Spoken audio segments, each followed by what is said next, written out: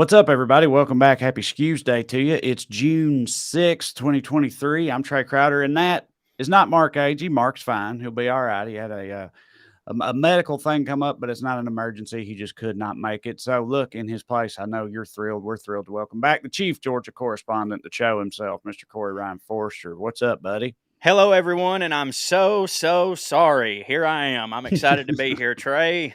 Got the call. I'm so happy to be a fixture on this show in a pinch hitting way. That would be the position that I would want if I was a baseball player, and I'm happy to fill that role here on the greatest, the greatest news live streamed podcast hosted by two idiots from Tennessee and Virginia. Yep.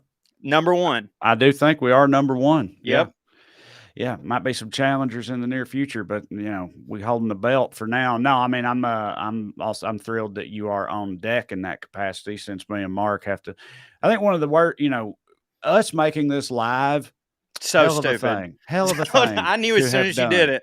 It was during the pandemic, and it's like nobody had anything going on. I guess I thought the world would never change back or something. I don't know, but it's like it just introduces so many potential problems that would not otherwise be there. But we're in it now. I was thinking about that earlier today because I was like, I was getting ready for this. I was doing Well Read. I was doing another podcast, and Amber was like, I just feel like a couple years ago you weren't this stressed. And I was like, here's what happened during the pandemic. We had to start doing stuff to like fill in for the fact that we weren't doing our other jobs. We got good at them, enjoyed doing them. Then we went back to our regular job, but didn't quit doing this. Mm-hmm. You know what I mean? Yeah. But I'm so glad that we do because it's fun. I'm glad to be here. Me too. So I think you've got something for me. Of course I do. Yeah. Every week I try to bring something because I know it's not going to be intellect. You know what I'm saying? Mm-hmm. So I figure I'll bring a little bit, write something for you guys. And usually with Mark, as I've told you before, I usually come in with questions because I don't know anything. I get my news from here. I didn't do that with you last time because we've talked about the fact that you get all your news from Mark. Yes. Right? However, I didn't feel like writing monologue jokes this week, so I did want to ask you a couple questions, but I picked some that I think even you can answer. Trey, are you ready? I don't know. I guess we'll find out. Well, Trey, this week all I'm hearing is debt ceiling this and debt ceiling that. Let me ask you, how's our debt gazebo? How's that thing? Huh? I don't know. What kind of shape is it in? I've been in the debt basement before. I can tell you that much. That's not any fun either. I'd rather be on the debt roof than the debt basement, I suppose. Maybe the debt antechamber or a debt smoking room. You and me both, buddy. You and me both. I'm a big fan of a gazebo. What about you? I like a gazebo. Do you seem like you'd have a gazebo? Do you have a gazebo? I do. Yes, I have two gazebos. Yeah, that checks out. Yeah. Well, I'm counting mine and my mom's, but I have access to two gazebos. Buddy mine back home just got a gazebo, and he's pretty excited about it. So, well, of course, gazebos make white people happy. They do. They were big. Yeah. They were big in the South pre-air conditioning because it was a place that you could be in that would keep the bugs away, but the breeze could come in. It's very nice. It's like a front porch, but with protection from the bugs. I'm a fan. Hey, also, Trey, a lot of stuff going on this week in Congress. Biden is fighting Congress about eliminating student debt. But the real question I want to ask is, when is he going to turn truck month into truck year? Huh? You know what I'm saying? Like some things get there's the year of the rat in China. Some things get a whole year. We only get 1 month for trucks. It's racism.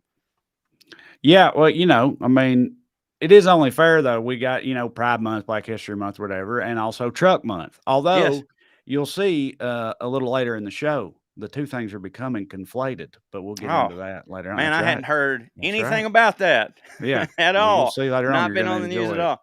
Oh, actually, speaking of all of that, Trey, my final question to you here is, with Target backing down and removing their Pride merch, am I ever going to be able to buy a shirt from Bass Pro Shop featuring a deer getting fisted? How far does this thing go? You know what I mean? I thought we were making progress. I thought that one day I'd finally be able to get something like that. It's not looking like it. I'm assuming that would fisting a deer kill it? Because if it would, I'm kind of surprised, I was going to say it hasn't been done, but I'm sure it's been done somewhere in the hills of West Virginia. Rule 34, buddy. But yeah, I figure any way you can kill them, even if it's a little gay, there's some redneck who's going to try it. You know what I mean? Yeah, for sure. It still counts as your bare hands, right? Yeah. Well, that's all I got for you. I didn't have like a sound effect this week, but that's what I got for you. Those questions, and I think that you did a good answering them. Well, I got something for you because you are a big golfer and a big golf fan. I feel like probably a lot of our viewers, our skewers, are probably not super into golf, but this is political in nature, so we can talk about it. Tell me what you think about the PGA Tour agreeing to merge with the Saudi Golf League, LIV. Do you pronounce it live or you call it LIV or Live. I call it. okay? Most people call it live. I don't even know what it stands for. So let, Something. let me let me give you my perspective as an outsider. Like I enjoy golf. I like and I do respect golf, but I'm not like huge into it at all like you are. I don't keep up with it that much. But I thought this first became a thing like in the last year and a half or so or whatever, and there was this big to do about the morality of Mhm. joining live and a lot of golfers took insane amounts of money to go over there and play for them, but the PGA Tour was like there's a lot of grandstanding about like you So can't do much. that, that's unacceptable, okay, because of what Saudi Arabia does. And so a lot of the stars agreed, Tiger and Rory and them were like, yeah, I can't, that's blood money, I can't do that or whatever. And then now just a few short months, a year or so later, they're straight up merging together to become as one. That seems odd and bullshitty to me, but what do I know? So why don't you tell me about it? Well, at the end of the day, Trey, money wins. We all know that. Always, And I would especially like to. in golf, I'm assuming. Yeah, for sure. And I would like to take this time to say, if you've ever heard me on my Substack talk about it, if you've ever heard me on any other sports podcast that I frequent, I feel so validated right now. I'm not glad that this happened, but my opinion of the whole thing, the whole time has always been this. Guys, listen, it's absolutely blood money. It is bullshit that they're doing this. However, I don't really want to see a lot of grandstanding by the PGA, who has several tournaments a year in Saudi Arabia. And also, if you think for 1 second that the people from the PGA actually give a shit about any of this, you've lost your mind. That's what I always said. I said, listen, I'm not going to support it. But at the end of the day, I don't know, man. Some of these dudes, some of these guys, man, they were like, getting to where I don't even know if they could really compete anymore. And they were like, $150 million. Yeah, I'll go do it. And then Sure. you know what I I mean? Like, I was dude, never like mad at individual players, but I those respected Rory and Tiger. well I respected them. those guys, Rory and Tiger especially, obviously, they're Don't set need it. regardless, Yeah. but dude, some of those guys who said, "No, I cannot in good conscience do that," and so Yeah. walked away from $200 million or Yes. whatever, they have got to be so Pissed. Jay fucking pissed Monahan. right now because, Jay like, Monahan. what did they threw all that money For they said no to nothing. that money for nothing For because now the nothing. PGA is forcing them into it anyway, so, Right. like, And that's the I thing, mean, though. dude, The only thing that I that's can say for rough. those guys is that they can hang their hat on. I literally do not have a choice right now. Like, Yeah, right, because the players didn't even know about this. Every right. golfer found out at the exact same time that me and you did. Jay Monahan, who is the operational dude of the PGA, who, by the way, was the most grandstanding son of a bitch the whole time. And I was agreeing with the things that he was saying, but the whole time I was like, dude, I know. I know good and well that when Liv starts taking away all, and what happened was, here's what happened. Here's why it happened. Liv took away a lot of the top brass, and the PGA tournaments that weren't the majors were not as entertaining anymore because some of the best players in the world are over there. So the fields are Okay, see, weaker. The fields okay, are because weaker. see, I was gonna say again, I don't keep up with it like you, and I when I first saw this, I was like, I didn't realize that Liv had succeeded to the point of being that No, much of a the, prominent player that they're worth merging with. the, Do you know what I mean? Like, the because thing it's like is, it makes them seem like they're on equal footing, and I thought and they're PGA not. Tour was still very much the top dog. They So, are. They are. it's just money It's a completely. completely financial thing. The PGA Yeah. Tour, in terms of having the prestige, into like Live was an absolute financial failure. It's just that those dudes don't have a budget. Do you know what I Right. mean? They can continue to fail and it's fine. At a certain point, they were literally paying the CW, by the way. They were paying the CW so that they could be played on their app, not even on the fucking TV, on the app because nobody was watching it, Damn. right? But these guys have an unlimited bank account. They print money, so they can afford to keep losing it and keep losing it. So at the end of the day, a lot of these, they're going to keep getting the top talent. These PGA Tour events were becoming boring, and all of this was made crystal clear when the majors, the Masters was the first to do this, they stepped aside and said, listen, because the majors aren't technically PGA affiliated. They're just golf. They accept everybody from whatever. They go, listen, we're going to have these guys. And here's why. this is for the best golfers in the world. Like we don't like what they did, but some of these guys they've won at Augusta, and our rule is they get to come back and play. Like that's the rule. We're not changing that right now.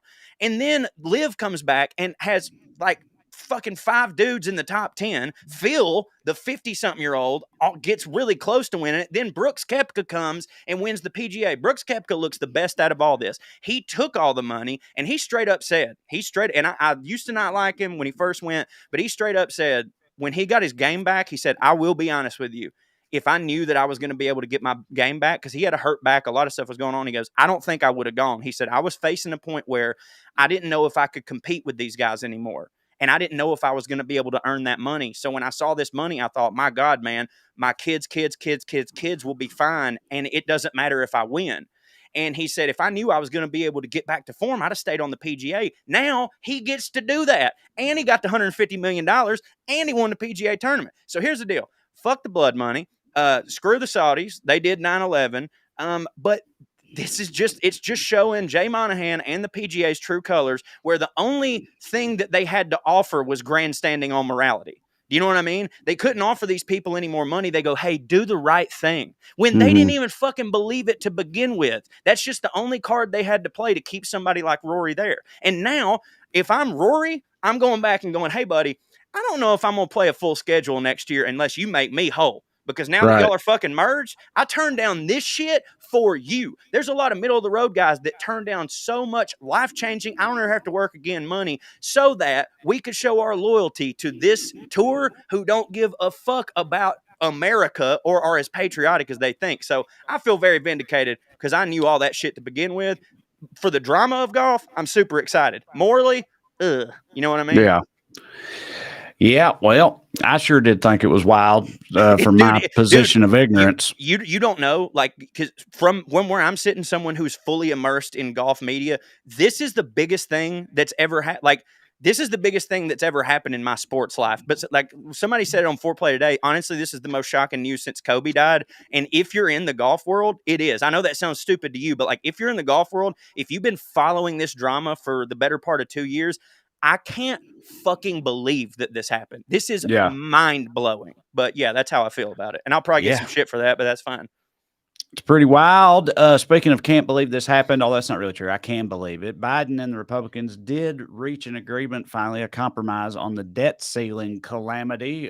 Disaster was narrowly averted. I say I can believe it because, like, if it really was going to be as bad as they said it was in terms of the economy, I always figured they would ultimately figure something out because, like you said, money rules all eventually. And it's like they didn't want to, that was something that, other than the looniest of the loons, they generally wanted to avoid on both sides. But Mark wanted me to note a couple of things from his perspective on it. He says that, he says it's good that they avoided the debt ceiling problem, I guess, he says, but they threw a bunch of poor people under the bus to do so, which is frustrating because it was completely avoidable. Mark also wants me to let y'all know that he's planning on getting deeper into this and his thoughts on it on this week's Patreon episode, which we will record later this week. So sign up on Patreon if you want to hear the rest of Smart Mark's ramblings on the subject. But I guess it's got the compromise, it's always who ends up getting fucked the hardest at the end of the day is, of course, the poorest of the poor,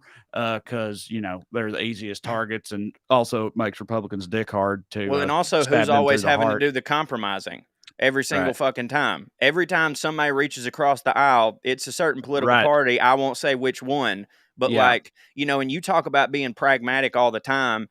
And I talked about this on there's a podcast I'll be on this Friday. It's called Fake the Nation with Nagin Farsad. And I talked about this today. We're discussing this. And like at a certain point, like because we tend to be pragmatic. It's like, look, man, we don't want the Republicans to get a win, but like they're not budging on this shit. So what if we just do this? We can get a slight win here, whatever the fuck. But at a certain point with things like this, it's almost like, you know what? At a certain point, we got to stop doing that. But then you go, but the world will burn down. You know what I mean? Yeah, right. I mean, and it's a shitty situation either way. That's part of why Mark was so mad about it, is because, like, it didn't have to be this last minute proposition. Like they should have known and did know for a long time that this ultimately would happen this way, that they would cause these problems. But it's like they treated the Democrats, I mean, the Biden administration treated it for a long time as like oh, well, they won't do that. Like Right. it'll be fine. They won't hold the economy hostage over something like that. And it's like, of course they would, now that it came and passed, it's like, how did you ever, doubt that in the first place? But I said the looniest of the loons were the only ones who ultimately opposed it, and they really are pissed off. The crazies, they're really mad at Kevin McCarthy for making this deal. That's how bad they wanted the economy to explode, I guess. Right. Is just to own the libs, explode the economy to own the libs. That was their plan, apparently, because the House Freedom Caucus, your girl, the House Marge, Freedom Caucus. That was a great Freudian slip right there, buddy. It is dead. Yeah, Gates and Boebert and all them. They're so pissed at Kevin McCarthy right now that they actually reached across the aisle and joined the Democrats in blocking some gas stove bills that the Republicans wanted to pass through. Yeah, you remember that briefly was a thing they were super upset about before they found another car to chase the very next week or whatever. It's so funny how quickly they do flip through, and I completely forget about what seemed like the biggest deal in the world at the time. That's kind of the main subject of this episode we're going to get to later on, is exactly that. But anyway, so McCarthy and Republicans had some bills that were going to protect our nation's gas stoves. Somebody's got to. Because the Democrats are coming to wrest your stove from your family's hearth, right? So they had these bills to protect gas stoves, and those Republicans I mentioned earlier, Matt Gaetz and them, they actually flipped and voted with the Democrats to block the bill protecting gas stoves. So it's like, I'll be damned. Just to piss off McCarthy. It's like, it's just so baldly evident that they don't actually give a fuck about any. Right. Yeah, exactly. Right. It's like, a few months ago you were saying the gas stoves were like, the building block of the American family. It must be protected at all costs or whatever. But now today, you're doing the exact opposite thing just to flip off Kevin McCarthy for working with Joe Biden. That's the thing with them that's so frustrating, is that they do treat every single thing like that with the absolute same tenacity. You know what I mean? Like, we all know that there's certain bills that, like, listen, you got to take everything serious, but there's certain bills that's like, we could get to this later. This one's not that big of a deal. The debt ceiling's more important. But they really do take the gas stove shit as if it is a direct violation and stepping on the grave of George Washington. It's so funny. I've always thought when it comes to things like that, it's because they don't have very many things that are legitimately that important that's being done to them. Do you know what I mean? Like they don't have. They have to do that. Like with if you're a minority or a trans person or something like that, it's like, I'm upset because they're trying to take all my rights away, or maybe make it legal to kill me in the street or things like that, or kick me out of this country or whatever. But they don't have any. The GOP, they don't have any of that. But they got to be super pissed about something. So, gas stoves comes up and they start frothing or whatever, because it's their default state to be, fearful, rageful, and confused at all points in time. It's a great description for them. Yeah. All right. Well, Mark may not be here, but producer Matt is indeed with us, as always. This is Weekly Skews. Before we continue with the show, I want to remind y'all of a few items of business here, as always. Number one, if you'd like to see me perform live, and you should, go to TreyCrowder.com. Check out the upcoming tour dates. Got a bunch of them coming up in the second half of this year, and we're still adding plenty more. And into 2024 as well. So go to TreyCrowder.com, get your tickets, come and see me. It's fun. Number two, speaking of me doing stand-up, my special Damn Boy is now available for free on my YouTube page. So you could just, go on my YouTube, check it out, watch it, have a good time. I hope you'll enjoy it. Number three, if you enjoy this program and would like to show your support, you can do so by signing up on Patreon. $5 a month gets you access to full-length bonus episodes like the one we're going to do later this week, where Mark goes fully in on the debt ceiling situation. Weeklyskews.com/more, or just go on Patreon and search for my name. Either way works. Sign up in there, get some more skews in your life. And also, I just realized a fourth thing real quick, since Joe is here. That's right. You should also listen to our podcast, Putting On Airs, wherein we talk about all things fancy people, fancy shit, fancy culture, seen through the eyes of two hillbilly dipshits. No politics at all, but a hell of a good time, and really rather quite silly, wouldn't you It say, is Joe? silly and it's fun. And here's the deal: it's all episodic, so you can jump in whenever you want to. But if you're someone who likes to binge podcast, there's already 60 something episodes out. So like, you got a lot. If you're new to it, you got a lot to listen to. It's so much fun. It's one of my favorite things that we do. It is episodic, but there are running threads and running that's narratives because, yeah, if you've been there since the beginning, there's been a that's true. whole squirrel epic has unfolded with some recent updates coming from my backyard. So, That's true. Start at the beginning. Yeah, obviously. But you Yeah. can dip in anytime you want to, and you should check it out because it's fun. Okay, as for this show tonight, as we've already alluded to a couple of times, the moral panics are raging out of control, even more so than usual. Appropriate, I guess, since it's Pride Month. People are very pissed off. Rainbows everywhere and anger to boot. So we're going to go through those various moral panics. We will not have time to cover them all and get into just how ridiculous they are a little later. But first, we begin, of course, with the Daily Dumbass. Matt, graphic, please. Tonight's DD. Anyone who thinks draining a pool into a server room isn't the perfect crime. Try to follow this, Joe.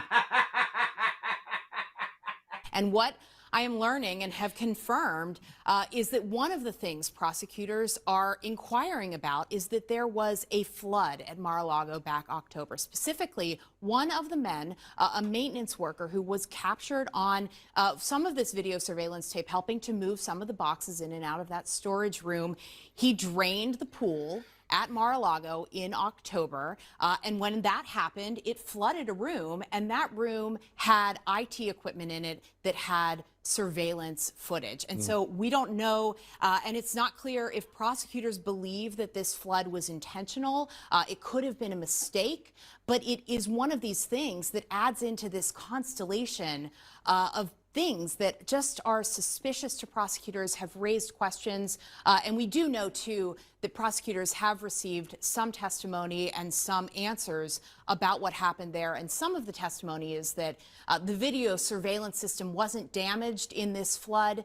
But all of these questions are going back to, did Donald Trump give some sort of direction, or did these people who were working for him, this maintenance worker and another man who was captured on tape moving boxes, Walt Nada, his body man, were they taking steps to inquire about the surveillance footage or want to sort of screw up what the Justice Department was able to get as they were seeking evidence? Yeah. Okay. So got to give it to him. That's pretty good. Yeah. Mar-a-Lago. Yeah. Right. The old drain the pool water into the computer room trick. That old. Oh, is that where the drain went? God yeah. damn, Right. Yeah. Exactly. Hey, Shit, boss, man. you did tell me to drain all that water into the computer room, right? Yeah, right. Okay. I'm just making sure. Seems like a weird place to put a pool's worth of water, but that's what you want. That's what you want to do. Also, I don't look. I'm resort dumb. Me too. I'm engineering dumb. I'm all those kinds of dumb. But like, it seems like it would. Like, how do you drain a pool into a computer room? Like by accident, on purpose? Yeah, like, you're right. Yeah, like. Yeah. It seems like there's some faulty planning or something going on there, unless, of course, they meant to do it. It's also for the investigators show up and he's like, "You have surveillance, right?" And it's like, "Yeah, but here's you're the never going to believe this." Yeah, underwater, all of it. It's so comical. What are you going to do? It's so extremely comical and on the nose, and is not fooling anyone that doesn't desperately want to be fooled. You know what I mean? Like, right. But the thing is, dude, he'll probably just get away with that. Of course he will. Know what I mean? Like, at the end of the day, they're just going to be like, well, we don't have any footage. I've tried so hard recently to whenever something like this happens, I always try to think, okay, what if the politician from my party or the party that I vote for, what if this happened to them? How would I react? Because that's the way that I should be reacting to this too. And like, there's been a lot of times when I can't give examples, but Trump will have done something. And I'm like, yeah, I could see what all of our defenses to Biden would be on that one. You know what I mean? But I do believe in myself, knowing that if the shoe was on the other foot, I would be like, Biden did that shit. You know what I mean? Like, I just have to believe that I would. Yeah, I mean, it's one of like we don't often get the opportunity to prove something like that because it doesn't happen that much. Generally speaking, yeah, right. They're the Democrats in office are not just overt criminals and scumbags of that order. Not that I mean, I'm sure plenty of them do a lot of criminal shit, but at the very least, they're smarter about they're it. Slicker I guess, about it. We don't. And that's we don't find out about it. But yeah, if we Right. did, I feel generally speaking that most people on the left would be like, yeah, that ain't it. Well, here's how you know that we don't. That. Here's how you know we don't do it as much, because they have to say things such as, I'm telling you, they crack open baby skulls and drink their adrenochrome. You know what I'm saying? Yeah, like, we don't have to make none of that shit up. We just go look at. It's like another version of what I was saying earlier about how they don't have very many things to genuinely be outraged about. So they have to make things up or blow things out of proportion.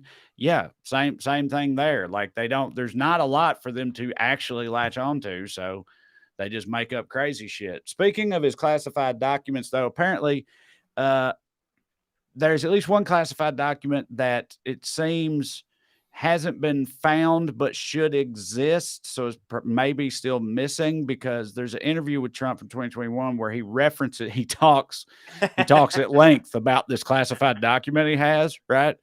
And it's a document that has to do with a war plan for invading Iran, right? Now the thing is, the shady type CIA or whoever, the military, like they probably got war plans for invading everybody, Of course, that you gotta have one. Venezuela, you name it, right?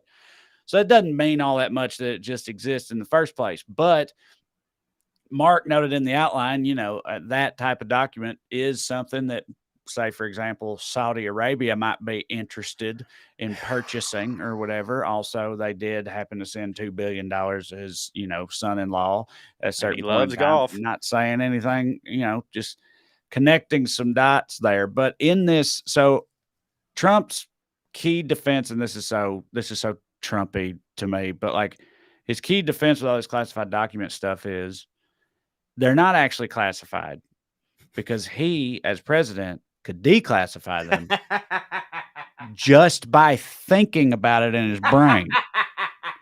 That's his legal defense for this whole thing, right? It's just like, no, well, I'm, if I just think it'd be better if that was declassified. Boom, now it's declassified. That right? reminds me of course, is not true. There are, actual processes for declassifying something, but he makes his own rules. What are you going to say? Reminds you of what? Declaring bankruptcy? Yes, it reminds me of Michael Scott going, I declare bankruptcy! Right. Yes.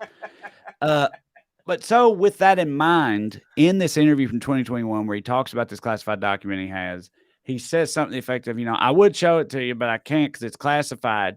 I wish I would have declassified it, but I didn't, or something like that. So it's like, it indicates that he was aware that there was a way to declassify documents, and it wasn't just thinking that's declassified now, right?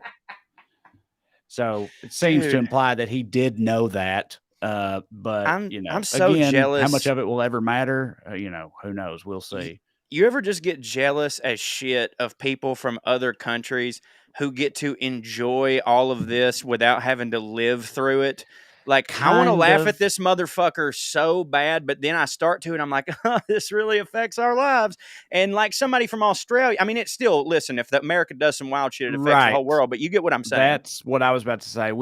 Maybe it was me and Mark on a recent episode that somebody on something I was on recently, we were talking about that and about how, like, I do kind of agree with you, but at the same time, it's like, we got all these tanks and nukes and shit and hold the world's economy by the balls in a lot of ways and stuff. And it's like, we're extremely powerful as a country still somehow.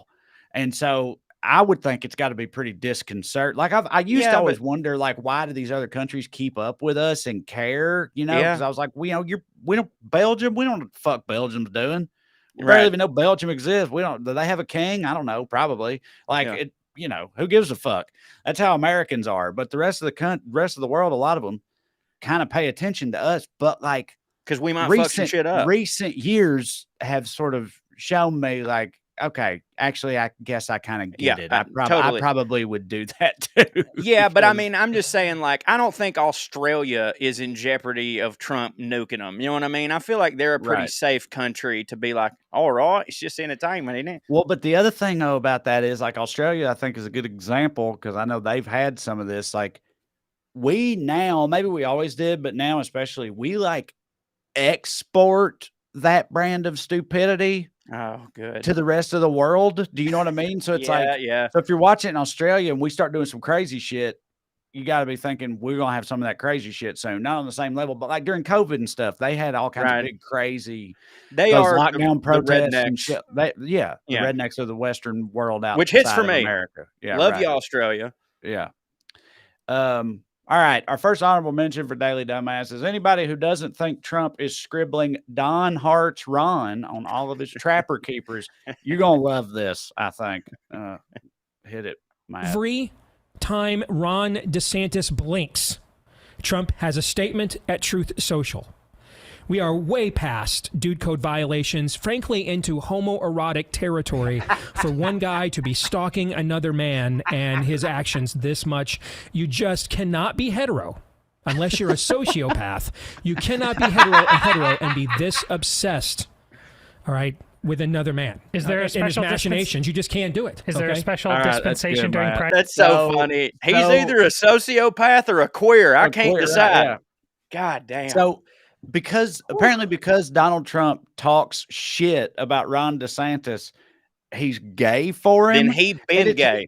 Well, it's like I was about to say, then he's gay for everyone who's ever worked for him or said a word about him because that's what he's done. That's what he do. And he is shit talk on women mad shit too. about everybody. Yeah, right. All the time. If anything, he's bi. He's gay for women too. Yeah, dude. But yeah, I don't know. Look, full disclosure, I have no idea who that dude is. Don't know his deal. He was wearing a Masters shirt, which checks out. I guess he's team DeSantis, evidently. But like they wild, man. They wild. Like the fact that some of them have pivoted so hard to now they're calling Trump gay, but like still not enough of them. No. Like No, but I mean, it does. Like, again, I know that this would hit, so there's no way it could happen. But like, you keep hearing stuff like this, and you just keep thinking the possibility of a split ticket is like even more so than it could have ever been. You know what I mean? Like, some of this, it's like the whole deal is disconcerting, but these individual things make you go like, I don't know, man. They might fuck each other over. Right. And look, I'm well, actually, there's a little bit more on this, so I'll wait until then to say this. But first, so the guy, the Florida governor is running against Trump. How do you say his name? Ron DeSantis. Me too. Apparently, there's some debate from the man himself on how to say his name, and it seems to be unclear. I guess for a long time he went by DeSantis, but then he changed the pronunciation pecan to DeSantis. Right. But he's gone back and forth on it. And there's some reports that the change of D to DeSantis is a strategic effort to sound more like duh. Yeah, right. Well, this is America. Got to appeal to the base. So, Ron DeSantis. DeSantis. But yeah, to appeal to red-blooded Americans, there's no European flair to DeSantis. But apparently, the real spaghetti way to say it would be DeSantis. DeSantis. Yeah, right. Ron DeSantis, right? Right. So, he's but you can't do that. He's basically selling out, his own kind by changing how it's pronounced. This guy's a real Uncle Tom tomato sauce. Am I right? Yeah. That is that's a man. That's a Mark joke. He wrote that in here. I'll give him credit for it. Sure. He wanted me to say it anyway. If you want to have it settled once and for all, that's not going to happen. But here's the man himself talking about it. I've got a long last name, European name, Steinhauser. There's been some confusion over your last name and the pronunciation, and I'm just wondering, to correct the record, what is it? No, that's ridiculous, these stupid things. Listen, the way to pronounce my last name, Winner. What a piece of shit. Yeah. I mean, what a piece of shit. Listen, the correct response would be like, I don't care how you pronounce it as long as you click on it on the ballot box, baby. Skew, finger guns, moonwalk out of there. He's really outed himself as not having the sort of Trump, the the Trump stuff? charisma, nothing Yeah. even close to Trump's level. And No. it's like, look, dude, Donald Trump drives me fucking insane, but there's no He would have denying that in murdered that. terms of the people that, like his people, I mean, he gets them going, dude. Buddy, Like, he's definitely got something that appeals to the dumbest and worst of us. And like DeSantis is going for those same people, and he just ain't got it, man. Like, he's just like a dorky tool, you know? Like, he's not, I don't know. No, he don't He ain't hit. got I it. don't like the content of what Trump be saying, but like the man's good for a soundbite. You know what I mean? Okay. On that note, let's watch 2 more videos, starting with DeSantis. This is another example of, you know, him and his orating best right here. Count the wokes in this 20-second And I video. recognize that the woke mind virus represents a war on the truth, so we will wage a war on the woke. We will fight the woke in education. We will fight the woke in the corporations. We will fight the woke in the halls of Congress. We will never, ever surrender to the woke mob. We will make woke ideology, leave it to the dustbin of history. It's gone. So I got 7. yeah, there were 7. Now let's see Trump's response to that, Matt. Go ahead and pull that up. I know that's a quick back-to-back, so I'll just sort of keep rambling while you do it. But you said, you know, good for a soundbite, whatever. Here's what Trump thinks about all that. It's gone sick. And I don't like the term woke because I hear woke, woke, woke. You know, it's like just a term that used half the people can't even define it. They don't know what it is.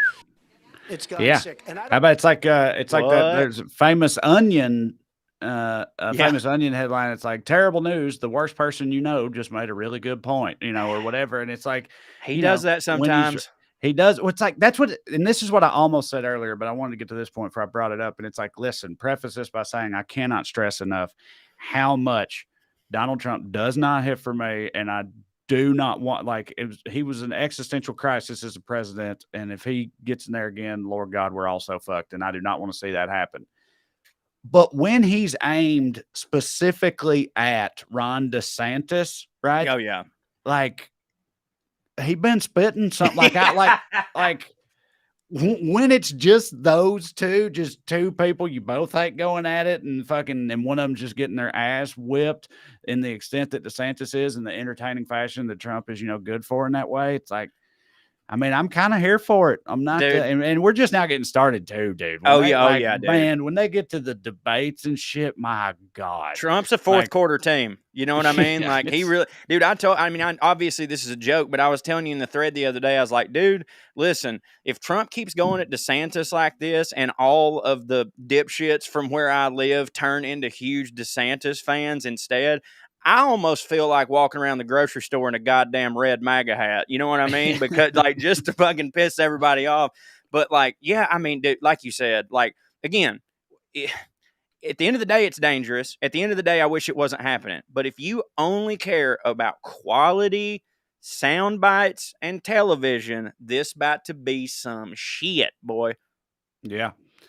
Yeah, and I guess we'll see what happens. But with that said, let's talk about it. This is the first, especially since we were off last week, which was still May. Anyway, it's the first Skews of Pride Month. Happy Pride Month to all of our LGBTQ people skewers out there and allies and whatnot. Hope you're having a good one. Not everybody is, but real fired up. They really kicked their bullshit into overdrive since Pride Month started, which we all, you know, could have seen coming, I'm sure. But we were talking earlier about how quickly they go from one thing to the next. It's becoming impossible to even keep up with all the things that they have, you know, canceled or are attempting to cancel.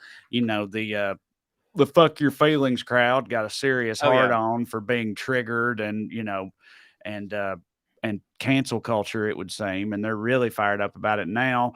We saw, of course, the big ones, Bud Light, Target, everybody knows about that, Miller Lite to a lesser extent, but the list goes on and on and on, including one very unlikely target in Chick-fil-A. Oh my God. Yeah, listen here. So I'm grieving. It's lunchtime. I'm here with Aubrey, and we really wanted some Chick-fil-A. But because they decided to hire a diversity, equity, and inclusion corporate position and also bow down to the woke lords because of their ESG scores. And also I found out, do you know this? Their chicken is funded by BlackRock and Vanguard. Are you kidding? Yeah, their farms. They use Tyson and this other farm. BlackRock and Vanguard funded chicken. Chick-fil-A, you are no longer the Lord's chicken. You're actually the woke chicken. And I'm really upset upset about it as a Christian woman.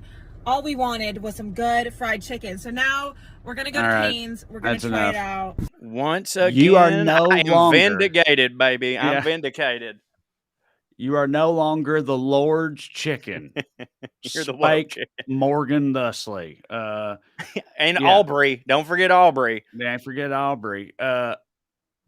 I thought all chicken was the Lord's chicken, you know. I Everybody, agree. my And by mama the way, cat's my mama cat's chicken. Now that was the Lord's chicken. I but, now know that our side's better. And here's why. Because when the shoe was fucking reversed, there was a bunch of fucking liberals that were sneaking into Chick-fil-A just going, listen, I don't know what to tell you, but they're here and they're the best quality. You know what I'm saying? I'm not Yeah. saying I feel bad. I feel good about it. I used to have a bit where I talked about every time I went to Chick-fil-A, I would then go donate $6.99 to an LGBTQ charity just to cancel out what I had done. But this is some absolute fucking bitch shit from the crowd that is just constantly like, oh, why do you got to get bothered by everything? Oh, just let it go. So great. So again, the reason why is because they just found out that Chick-fil-A has a VP of DEI, okay, diversity, equity, inclusion.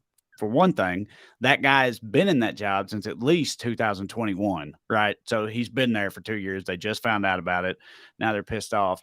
But also, it's so wild to me, like openly saying, like, she didn't even say DEI. She spelled it out. She's like, we're pissed because they have a diversity, equity, and inclusion position in their corporate structure or whatever. It's just wild to me sitting there saying with a straight face, like, I am infuriated to the point of boycotting this restaurant because they favor diversity. Equity, and inclusion. Yeah. It's literally just different types of people are allowed to work there. They think they should be treated fairly.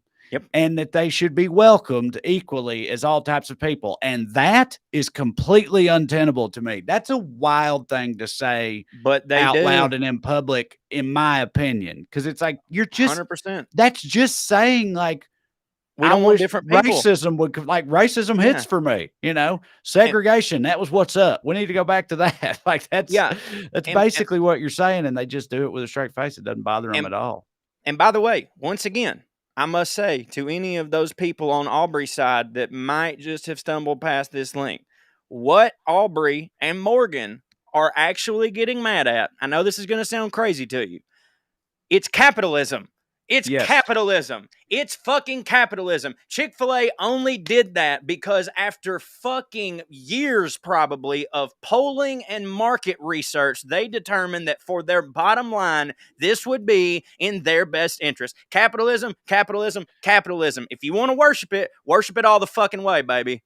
So with DEI position specifically, you're still right. I think the larger like factor with that is like, that is so if and when they get sued for some kind of discrimination thing or something like that, that's a thing they can point to. You know what I mean? They can say like, no, look, we have measures built into our corporate structure to ensure that that type of thing is not tolerated at Chick-fil-A, right? It's like they're watching their own back and protecting their nut. You know, it is all about money at the end of the day. And when they like, when it comes to, you know, oh, they're paying. Why do they shove this stuff down our throats? Why do they have to pander to yada, yada, whatever? It's like they're just trying to reach various demographics because they're a fucking business. You know what I mean? It's like if you see, like, if you're not growing, you're losing.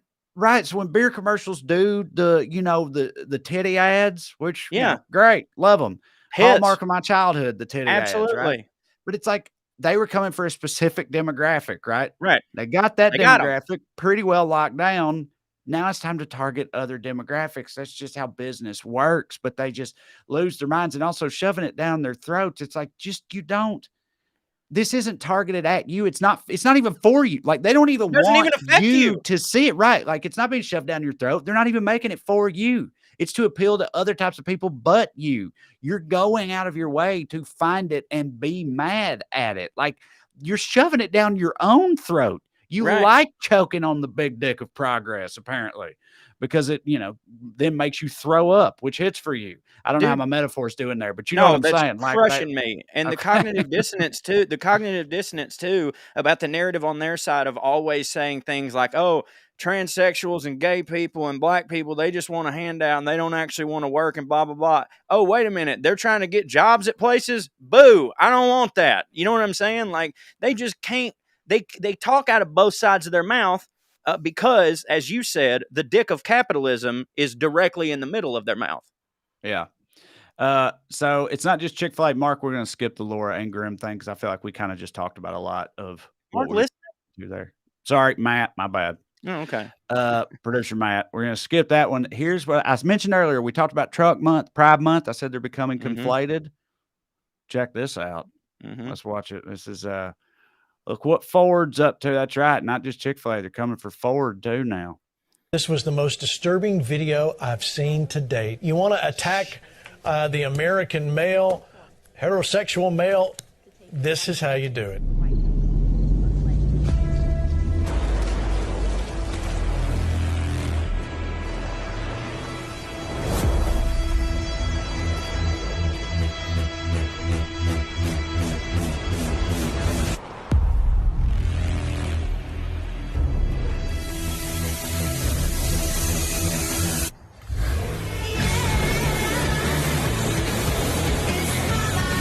Matt, mute that, please. I don't see the problem right now. Or I thought the trucks were about to we butt should have fuck each started other. a little. I know, yeah. Or the guys get out at the end of the race and then butt fuck each other and celebrate. Yeah. I was thinking that too. You'll get it in just. Sorry, Matt. I told you to mute it because that song plays for a long time, and you know what that'll lead to some bullshit with YouTube. So you don't need the sound for it. Here it comes. They go through the puddles. One of them's red. Look at this. Boom. Okay. That is one queer truck right there. I mean, in fairness, that's a pretty gay truck. That's it don't hit, but not for the reasons they think. It's a very gay Raptor. And they are pissed about it. Once again, that truck is old. They rolled that out, I think, again in 2021, like at least a couple years ago. The troglodytes have just found out about it. They're pissed off. And like I was just saying a minute ago, Ford already has got the dipshits buying trucks. They want the gays to buy trucks too. Like, and they're not going to stop making a red one. They're not going to stop making a red one. If they fucking if they came out and said you can only get rainbow trucks, even I would be like, fuck that. This is bullshit. But they're not. No, they're not. And Mark, I gotta say, so Mark, you know, he put together an outline for us as he does every week, and he notes in here, but I gotta kind of call him on this one. He notes in here, he says, Jeff Gordon drove in NASCAR with a DuPont rainbow paint job, right? And I'm like, well, yeah, but he also got called a queer for 15 years. Dude, everybody, I barely even watched NASCAR, and I knew that. Like, fucking everybody knew that. I implore everyone to look up the song "Jeff Gordon's Gay" by Tim Wilson. It's absolutely fantastic. But yeah, dude, yeah, right. Like, that's 100%. He was called the Rainbow Warrior, and it wasn't because that hit for them. Right. Yeah, and it also really pissed him off that he whipped everybody's ass so much too. Yeah. That's the other thing. Like, he was actually the whole song's about. He was my grandpa's favorite race car driver when he was in there, and he said, "Because he just wins, son." He wins. You know? And he did. But anyway, so all right, now they're boycotting Ford. Okay, but again, and it's just a matter of time before they find these ads or something, I guess. But among the car companies who have spoken up in recent years in support of gay rights or the LGBT community or Pride Month or whatever are BMW, Jaguar, Land Rover, General Motors, Nissan, Volkswagen, and pretty much all of the rest of them. So, like, if you're going to boycott car makers for being down with the gays, you probably need to start walking. Because, and it's what I said. Not Nikes, though. I've said this before too about in one of the videos I made about this, and it's like, I want to make another video about all this shit, but it's like, I've already made like 4 because they keep doing this. You know what I mean? And in one of those videos, I said something like, you know, what are they going to have left? Like, they're restricting all of their own freedom, their own freedom to enjoy various things. Because before long, dude, they're just going to be like sitting in a dark room listening to fucking Stranglehold and Lee Greenwood on repeat, you know, trying to get psyched up to watch the new Kevin Sorbo movie, right? Barefoot, drinking their own piss or whatever. Like, there's not going to be anything. You're taking all of their own hits away. I know. So dumb. What? Like, I just don't. And but yeah, and it's like the projection. What's that? There's an internet phrase that gets repeated a lot. The GOP stands for gaslight, obstruct, project. Yeah, Right? there you go. And that's pretty damn accurate. But their capacity for projection, dude, just knows no bounds. Because a few years ago, we were the snowflakes. They're wearing shirts that say "fuck your feelings." Go fuck yourself, snowflakes. Triggered much, that type of thing. And dude, when's the last time? Maybe I'm forgetting. When is the last time that like liberals tried to cancel something or something like that Well, actually happened and was a big story? Was it well, Dave Chappelle? Because maybe again, those specials were hugely popular. You got paid $20 million a piece for them. Nobody got canceled, but there's a little bit of hubbub over that. That was like what, a couple years ago? I mean, what recently else? it's Pepe Le Like, Pew, but here's the deal. what? Here's the they took, I think Max had the rights to Warner Brothers, and they've taken a couple Pepe Le Pew cartoons off because it's pretty He's violent. rapey. He is very rapey. Yeah. But like, Matter of fact, weirdly, Dave Chappelle had a bit about that exact thing. he years sure ago. did. Yeah. But like the thing is See, like sometimes they you do it gotta take the pussy like Pepe. I said, no, no. But like the thing about it is when here's the difference. Whenever they say the liberals are trying to cancel something, it's just a couple people got upset about a thing and pointed something out, and then everyone else goes, oh, that is true. That is wild. They didn't fucking do anything other than that. Whereas like Matt Walsh is literally leading a coalition and getting people to subscribe to his newsletter so that nobody drinks Bud Light and nobody goes to Target, and is talking about how like literally said the other day, he's like, we can't get them all, but we can hyper focus on one and run them out of business and shit like that. Like nobody ever fucking does. I mean, I don't see that happen on our side, or we're just not as organized. Right. But this, Mark points out in here, and I agree with him, that this actually isn't a recent phenomenon, though. They kind of have always been this way to a certain extent. Like it's been pointed out before. I know Mark Maron's talked about it a lot. Comedy historian Cliff Nesteroff has talked about it a lot. Like cancel culture, especially in the comedy world specifically, has kind of always existed, and it's always come mostly from their side. It's always been moral panic. Like Lenny Bruce. It's better now than it ever was. Lenny Bruce got sent to fucking jail multiple times. People were trying to cancel him, and it was because, he was talking about pregnancy or whatever. Right. Like saying cuss words and shit. Went to jail. Right. And but they like, and that was, Christians and shit who were mad about the things he was talking about. It wasn't fit or proper for people to talk about that type of thing back then. When jazz music became a thing, the Christian right types, even though Christian right wasn't a thing at that point in time, but those people existed. The Puritans out there thought jazz music was an avenue for black men to, get it in with white ladies. You know what I mean? Which I mean, it was, but that's not a bad thing. Yeah, right. But there's nothing wrong with that. And, gay marriage, right? Their whole thing with gay marriage was it was going to destroy the sanctity of regular marriage and lead to people marrying their dogs and shit like that. Ellen, when she came out in the 90s, dude, that wasn't that long ago. That was a huge fucking thing, right? Like they've kind of always been this way. And me and you were talking earlier in the Well Read podcast, which we recorded earlier today. We talked about it a little bit of like, I think it's that they've started to run out of things that it's okay for them to be openly hateful towards in public or whatever, which is hard for them to deal with. And I feel like they feel like their backs are against the wall and like they're lashing out in response to it. Cause they, with gay marriage getting passed and everything, it seems like at a certain point, I feel like there were a few years where they had kind of let this go in terms of the gay thing. It's like, they're always like, oh, well, that's like the N word. I guess, can't say that. It hit while we had it, but now it's over, I guess. And then the next thing was trans people, and then trans people, that whole thing got conflated with the gay movement. And now, homophobia is back again. Not that it ever left, but they're firing it back up to like, 10 years ago levels or whatever, because, I guess they're just worried about. They got that new gay out. You know what I mean? They come out with that new gay and it don't hit for them. So it's like you were saying, like they're just inventing shit because they have to. And it's I've said this before, but it's fucking fascism 101. Create a problem that doesn't exist, solve it, look like the hero, rinse, repeat, rinse, repeat. So Mark put together a list of companies that are currently facing boycotts right now. Okay. we got Build-A-Bear, Target, Maybelline, Ultra Beauty, Hershey, Innocent, North Face, Halifax, Tampax, Kohl's, Starbucks, Nike, Coca-Cola, McDonald's, Burger King, Oatly, which that one's funny to me. It's like Oakley, like the glasses? No, Oatly, like the oat milk. Yeah. It's like, well, they know we ain't gonna drink that oat milk anymore. It's like, motherfucker, you wouldn't drink an oat milk to begin with. Oat milk's been queer. You know what I mean? Oh yeah, Like, and it hits. continuing I like oat milk. Continuing Cadbury cream eggs, Adidas, Hallmark, Flora, Toy Story franchise, Doritos, Cottonelle.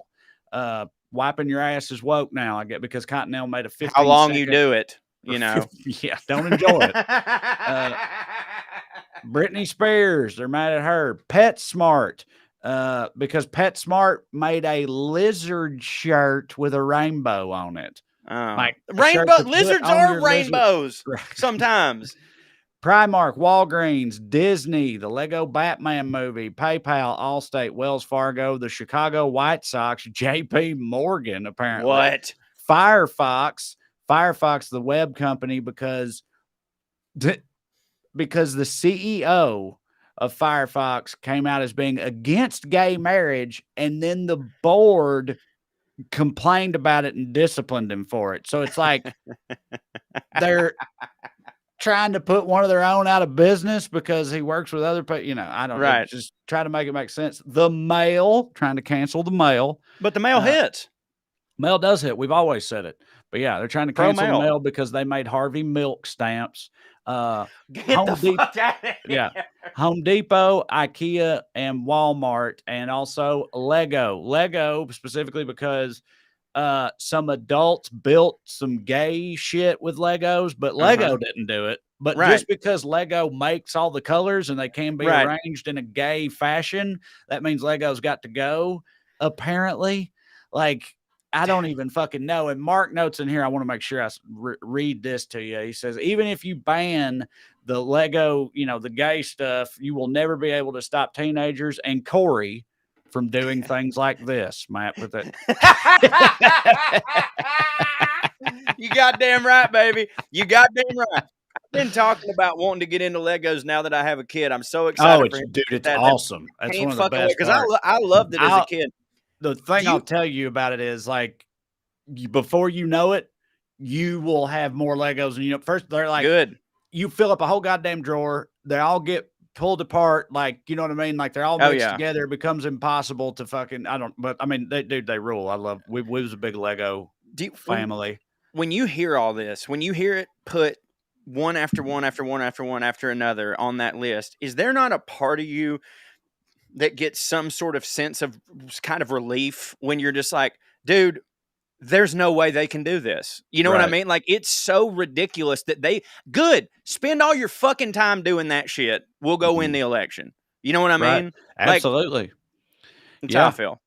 Yeah. And, cause I just don't think, I don't know. Maybe I shouldn't say that. I feel like most people, other than like the papawiest of the papaws out there, like, also think that most of this is silly, right? Like, they're like, of course, like people like people my age from Salina who are not like progressive necessarily at all, still like this type of thing. It's like, tell me I got to turn my Ford in? Get the fuck out of here.